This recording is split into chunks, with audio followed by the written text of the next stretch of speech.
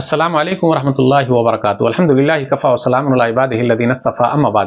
محترم ناظرین کرام، آج کی تراویح میں 28ویں پارے کا خلاصہ سمری آپ کے سامنے ہے۔ 28ویں پارے میں 20 رکوع ہیں اور 137 آیتیں ہیں۔ اس پارے میں ٹوٹل 9 مدنی صورتیں ہیں: سورہ مجادلہ، سورہ حشر، سورہ ممتحنہ، سورہ صف، سورہ جمعہ، سورہ منافقون، سورہ تغابن، سورہ طلاق اور سورہ تحریم۔ سورہ مجادلہ کے شروع میں زہار کا مسئلہ، جس نے اپنی بیوی سے کہا کہ تو میرے لیے میری ماں کی طرح حرام ہے، پھر اس کا انجام کیا ہے، اس کا کفارہ کیا ہے، وہ بتایا گیا ہے۔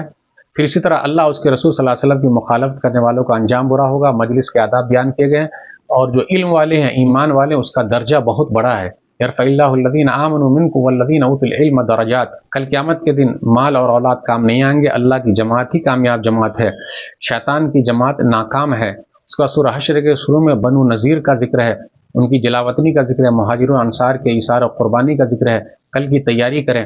سورہ ممتحنہ کے شروع میں اللہ کے دشمنوں کو اپنا دوست نہ بناؤ، اس کا ذکر ہے۔ ابراہیم علیہ السلام اور ان کے ماننے والوں کو اللہ نے ہمارا نمونہ قرار دیا ہے۔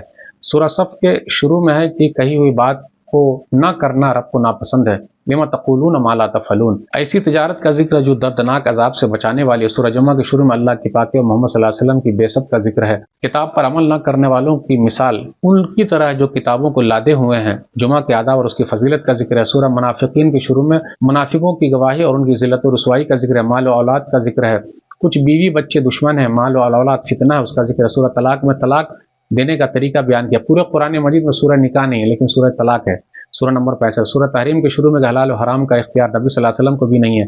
جہنم کی آگ سے خود کو بچنے اور اپنی اولاد کو بچانے کا ذکر ہے۔ اور اس کے بعد اس سورہ کے اخیر میں مومنوں کے لیے، ایمان والوں کے لیے کون سی عورت مثال ہے، اس کا ذکر ہے، اور کافروں کے لیے کون سی عورتیں مثال ہے، اس کا ذکر ہے۔